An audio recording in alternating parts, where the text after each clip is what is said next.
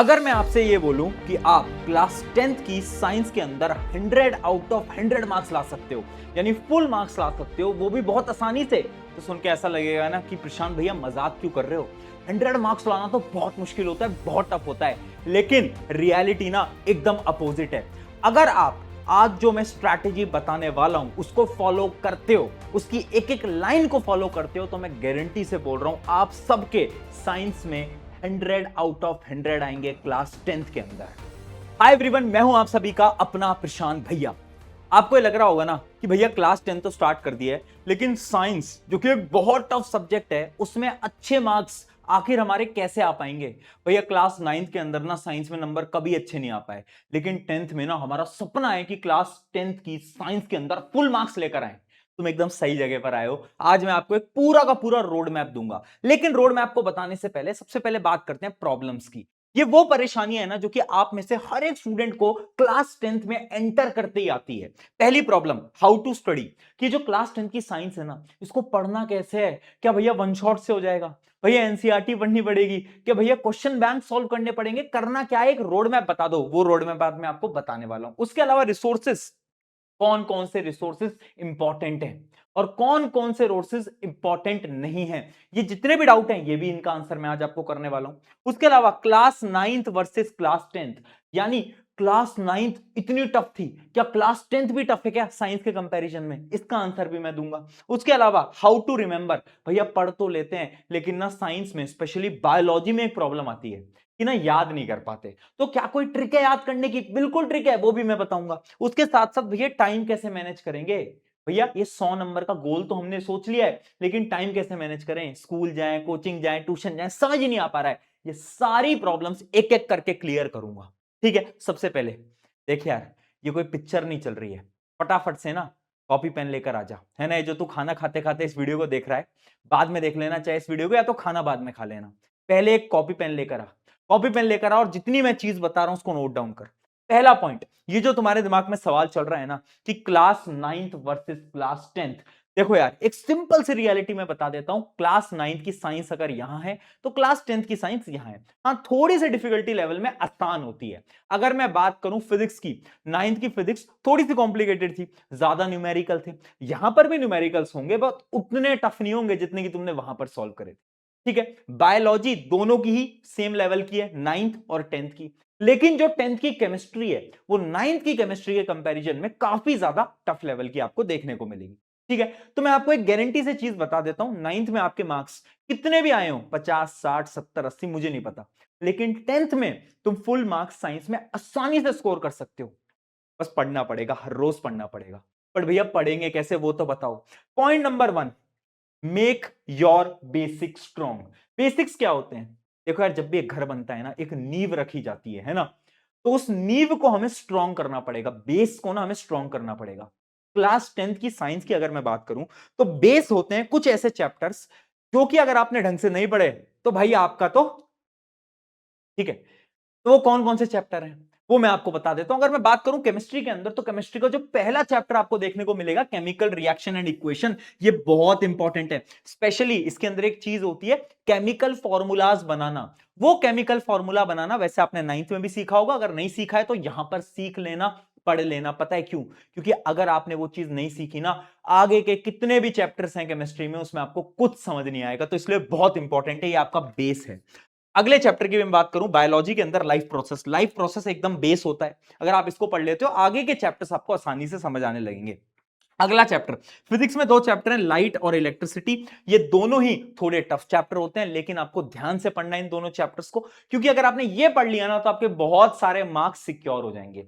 तो ये ना बेस है। ये चारों चैप्टर अगर आप ध्यान से पढ़ोगे ना शुरुआत में, तभी जाकर आपको आगे के चैप्टर्स समझ आ पाएंगे। लेकिन भैया पढ़ना कैसे है वो तो बताओ यार। ये तो आपने बता दिया, पढ़ने का रोड मैप तो दो। चलो आ जाओ यार, रोड मैप की बात करते हैं, आखिर पढ़ना कैसे। सबसे पहले फर्स्ट, लेक्चर देखो। लेक्चर किसी के भी हो सकते हैं। अगर तुम्हें स्कूल में समझ आता है तो तुम स्कूल के टीचर के लेक्चर देख रहे हो, अगर वहां से समझ नहीं आ रहा तो शायद तुम मुझसे पढ़ रहे होगे। इस YouTube चैनल के ऊपर, इसी YouTube चैनल के ऊपर ना साइंस की एक पूरी प्लेलिस्ट है, एक एक चैप्टर डिटेल में पढ़ा रखा है, वन शॉट के अंदर। उसके साथ साथ इंपॉर्टेंट क्वेश्चंस भी करा रखे हैं, सब कुछ है, तो तुम वो देख सकते हो। बाकी अगर तुम्हें किसी और टीचर से पढ़ना है, भाई किसी और टीचर से पढ़ लो, कोई दिक्कत नहीं है।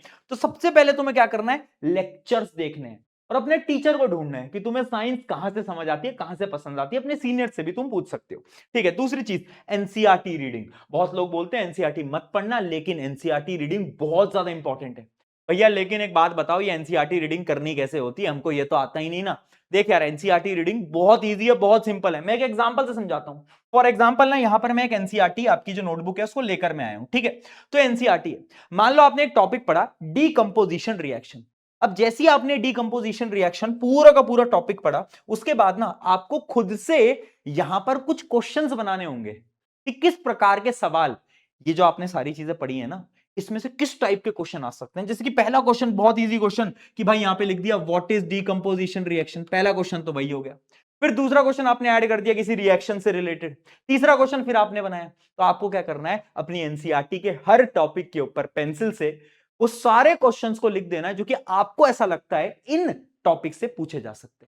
इससे क्या होगा, जब आप बाद में एनसीईआरटी रिवाइज करने आओगे ना, तो आपको लाइन बाय लाइन वापस से पढ़ने की जरूरत नहीं है।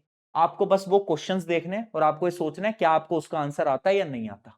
इससे एनसीईआरटी रीडिंग बहुत सिंपलीफाई हो जाती है, बहुत आसान हो जाती है। ये बहुत एक गोल्ड माइन टेक्निक है, क्योंकि हर एक टॉपर फॉलो कर रहा है। तो आपको भी एनसीईआरटी ऐसे ही पढ़नी है, ऐसे ही रिवाइज करना है, ठीक है। बहुत बढ़िया। Step number 3, make notes.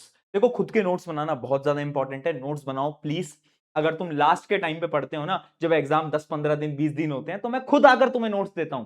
लेकिन अभी ना साल की शुरुआत हुई है, अब ना तुम्हें नोट्स खुद के बनाने पड़ेंगे, क्योंकि जितना तुम लिखोगे ना उतना तुम्हारे मेमोरी के अंदर जाएगा। तो नोट्स बनाना बहुत इंपॉर्टेंट है। उसके अलावा एनसीईआरटी के एक्सरसाइज क्वेश्चन, इन टेक्स्ट क्वेश्चन वेरी इंपॉर्टेंट। क्या भैया यहां से काम चल जाएगा? नहीं चलेगा। सीबीएसई के अंदर और जो अदर बोर्ड के स्टूडेंट हैं उनके बोर्ड एग्जाम के अंदर भी पेपर टफ आ रहा है। तो इस वजह से तुम्हें कुछ पीवाईक्यूज भी सॉल्व करने होंगे, क्वेश्चन बैंक भी सॉल्व करने होंगे, कुछ कॉम्पिटेंसी बेस्ड क्वेश्चन भी सॉल्व करने होंगे, ठीक है। वैसे मैं तुम्हें एक चीज बताता हूं, अगर तुम्हें सारी चीजें चाहिए ना एकदम डिटेल में, तो ऑलरेडी ये सारी चीजें मैं तुम्हें आरएम बैच में तो कवर करा ही देता हूं, है ना। आरएम बैच क्या है यार, क्लास 10th का वो लेजेंडरी बैच है जिससे कि हर साल टॉपर निकलते हैं, सबको पता है, बताने की जरूरत नहीं है ना। तो आरएम बैच में साइंस, पूरी की पूरी साइंस मैं ही पढ़ाता हूं, ऑब्वियस सी बात है। तो उसके अंदर मैं तुम्हें कॉम्पिटेंसी बेस्ड क्वेश्चन, तुम्हारे टेस्ट भी ले लेता हूं, तुम्हारे नोट्स भी बनवा देता हूं, क्योंकि मैं लिखवाता हूं स्लाइड्स में, तो वो तुम नोट डाउन करते रहते हो। तो पूरा का पूरा detailed explanation with question with test सब कुछ तुम्हें वैसे मिल जाता है ना। और इसका प्राइस वैसे ये है, बट एक हमारा कूपन कोड है नेक्स्ट 500, वो अगर तुम लगा लेते हो तो उससे आपको इसमें मिल जाता है। ईयर लॉन्ग बैच है, आपको ऑलरेडी सारी डिटेल पता ही होंगी, ठीक है। मैं इसलिए बता रहा हूं कि अगर तुम्हें ऐसा तुम चाहते हो ना कि प्रशांत भैया आप हाथ पकड़ के पूरे साल भर हमारे साथ चलो, तो हाँ फिर तुम आरएम बैच में आ सकते हो। लेकिन अगर तुम खुद से कर सकते हो वो सारी चीजें, भैया लेक्चर भी कर लेंगे, नोट्स भी बना लेंगे, क्वेश्चन प्रैक्टिस भी कर लेंगे, पीवाईक्यूज भी कर लेंगे, एनसीईआरटी रीडिंग भी कर लेंगे, हाँ तो खुद से कर लो, फिर कोई जरूरत नहीं होती बैच की, ठीक है। तो अब आप समझ गए होगे। चलो अब ये समझ में आ गया पढ़ना कैसे है, आगे बढ़ते हैं। अगला पॉइंट, भैया टाइम कैसे मैनेज करें यार, अभी भैया स्कूल स्टार्ट हो रहे हैं, फिर आप बोल रहे हो भैया ऑनलाइन क्लासेस या फिर कोचिंग ट्यूशन हमें जाना है, तो टाइम ही मैनेज नहीं हो पाता, पढ़ने का टाइम ही नहीं मिलता। अरे यार किसने बोला दिन में 3-3 4-4 घंटे पढ़ो, मत पढ़ो इतना, स्कूल जाओ, ठीक है। उसके बाद आपकी अगर शाम को क्लासेस होती हैं, ऑनलाइन क्लासेस, ऑफलाइन क्लासेस, जिस भी आप क्लास में जा रहे हो, अब वो करो, ठीक है। रात को जो 1-2 घंटा बचता है ना, बस उस 1-2 घंटे के अंदर सेल्फ स्टडी कर लो। मैं ज्यादा नहीं मांग रहा, मैं बोल रहा हूं 1-2 घंटे इतना तो निकाल लोगे यार। रात को 8 बजे 9 बजे जब भी टाइम मिल रहा है, 1 घंटे से 2 घंटे के बीच में सेल्फ स्टडी कर लो हर रोज। सेल्फ स्टडी करना है, अगर तुम जो पढ़ाया जा रहा है क्लास में वो भी रिवाइज कर लेते हो, वो भी मोर देन इनफ है। अरे इतनी कोई मुश्किल क्लास नहीं है, ज्यादा पढ़ाई करने की कोई जरूरत नहीं है कि भैया 4-4 5-5 घंटे, वो एग्जाम टाइम पे पढ़ना होता है उतना। अभी अगर तुम बहुत कम भी पढ़ोगे ना, बट हर रोज पढ़ोगे तो काम हो जाएगा, ठीक है। ये चीज समझ में आ गई, आगे बढ़ते हैं। अगला point, how to remember. Specially biology के अंदर एक प्रॉब्लम आती है कि भैया ना चीजें याद नहीं हो पाती हैं। हमने सेल पढ़ा था, टिश्यू पढ़ा था क्लास 9 के अंदर, बट याद करने में बहुत प्रॉब्लम आई थी। क्या कोई ट्रिक है क्या? एक ट्रिक मैं बताता हूं, बहुत सिंपल बहुत इजी ट्रिक है, साइंस एक बार में याद हो जाएगी। 3 स्टेप का प्रोसेस है। Step number 1, after every class, imagine करो मैंने तुम्हें कुछ टॉपिक पढ़ाया, जैसे ही क्लास खत्म हुई उसके बाद जो टॉपिक मैंने पढ़ाया सिर्फ 5 से 10 मिनट के अंदर तुम्हें रिवाइज कर लेना है। क्या बोला मैंने? 5 से 10 मिनट के अंदर फटाफट से रिवाइज कर लेना है। उससे ना जो भी आपने पढ़ा वो आपकी शॉर्ट टर्म मेमोरी के अंदर स्टोर हो जाता है, ठीक है। उसके बाद सेकंड रिवीजन होता है आफ्टर एवरी चैप्टर। हमारा एक चैप्टर खत्म हो गया केमिकल रिएक्शन एंड इक्वेशन, उसके बाद तुम्हें उस पूरे चैप्टर का फटाफट से रिवीजन कर लेना। इसके अंदर आपको 1 घंटा लगने वाला है ना। 1 घंटे के अंदर आपको चैप्टर के बाद एक कंप्लीट रिवीजन कर लेना है। फिर आता है स्टेप 3। आपके स्कूल में टेस्ट होते होंगे, है ना, पीरियोडिक टेस्ट वगैरह। तो जब आपके पीरियोडिक टेस्ट हो रहे हैं तब आपका रिवीजन नंबर 3 हो जाएगा। तो 3 रिवीजन के अंदर सारी चीजें आपकी मेमोरी में स्टोर हो गई। पहला क्या, हर लेक्चर के बाद। दूसरा क्या, जब आपने क्लास वगैरह ले लिया, आपका पूरा चैप्टर खत्म हो गया, चैप्टर के बाद एक रिवीजन करा। और तीसरा, जब आपका टेस्ट होने वाला है, एग्जाम होने वाला है, उससे पहले आपने रिवाइज कर लिया। अगर ये 3 स्टेप का प्रोसेस फॉलो करा ना, सारी की सारी साइंस यहां पर स्टोर हो जाएगी। बहुत इंपॉर्टेंट है। ठीक है, आगे बढ़ते हैं। अब ना मैं आपको कुछ सेक्शन वाइज अप्रोच बता रहा हूं कि फिजिक्स कैसे पढ़नी है, केमिस्ट्री कैसे पढ़नी है, बायो कैसे पढ़नी है। ध्यान से समझते चलना। पहली चीज, फिजिक्स वेरी इंपॉर्टेंट। बार बार मैं बोल रहा हूं, फिजिक्स के न्यूमेरिकल स्टफ होते हैं, तो तुम्हें क्या करना है, बहुत ज्यादा प्रैक्टिस करनी होगी। यहां पर प्रैक्टिस जितने ज्यादा क्वेश्चन करोगे उतना आपके लिए बेनिफिट रहेगा। पॉइंट नंबर 2, फॉर्मूला शीट बना सकते हो, है ना। एक फॉर्मूला शीट, फिजिक्स के जितने भी फॉर्मूले हैं उसके एक फॉर्मूला शीट आपके काम आ सकती है। केमिस्ट्री की अगर मैं बात करूं, जितनी भी रिएक्शंस हैं, जितनी भी एक्टिविटीज है, एनसीईआरटी एक्टिविटीज देखी होंगी, उनमें से ही क्वेश्चन आता है, उठ उठ के आता है हर बार सवाल। तो सारे रिएक्शन, सारी एक्टिविटीज ध्यान से पढ़ना।